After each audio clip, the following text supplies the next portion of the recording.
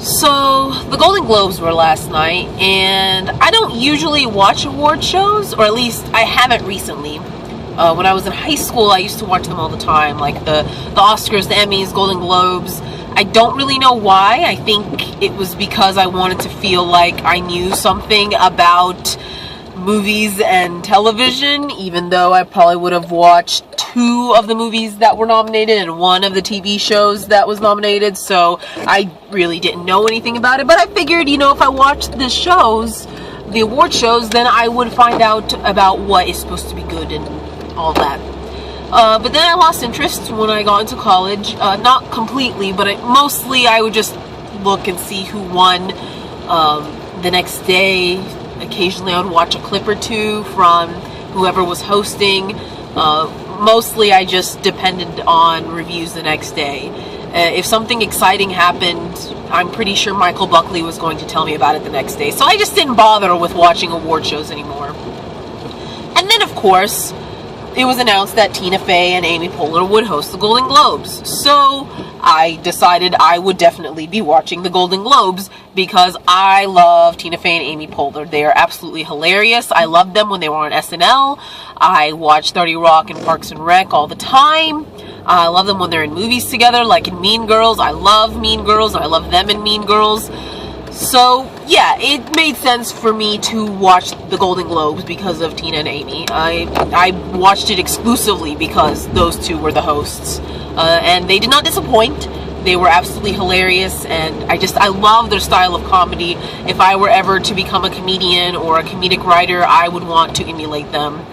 Actually, I want to emulate them anyway, even if I never do become a comedic writer or a comedian or anything like that. And it's just, there were so many moments that it just seems so natural for them to be on that stage, and it makes sense because they were on Saturday Night Live and would perform in front of an audience every week. And it showed also when Kristen Wiig and Will Ferrell came out. Their bit was absolutely hilarious, and I think it's just proof that former cast members of Saturday Night Live should always host award shows. So make a note of that, people who run award shows. If you want it to be great and you want people to watch, get former cast members of Saturday Night Live. But my favorite part, at least in terms of funny moments, because I did have other parts that I liked. Like, I loved Adele's acceptance speech. It wasn't anything special, but I loved how genuine she seemed. She seemed to absolutely be grateful that she won that award. And the whole tribute to Jodie Foster and her speech afterwards, even though it was confusing, it was touching, and there was a lot of great quotes that she had in there. But my favorite part, comedy-wise, was when Sacha Baron Cohen came up to present, and he was talking about Les Mis, and he said something along the lines of, Russell Crowe took singing lessons for 4 months. That was money well spent. And I absolutely died laughing. There have been so many jokes made on Russell Crowe because of his performance in Les Mis, but that one it killed me. I think most of the reason why is because Sacha Baron Cohen was actually in Les Mis, so it made it just all that more hilarious.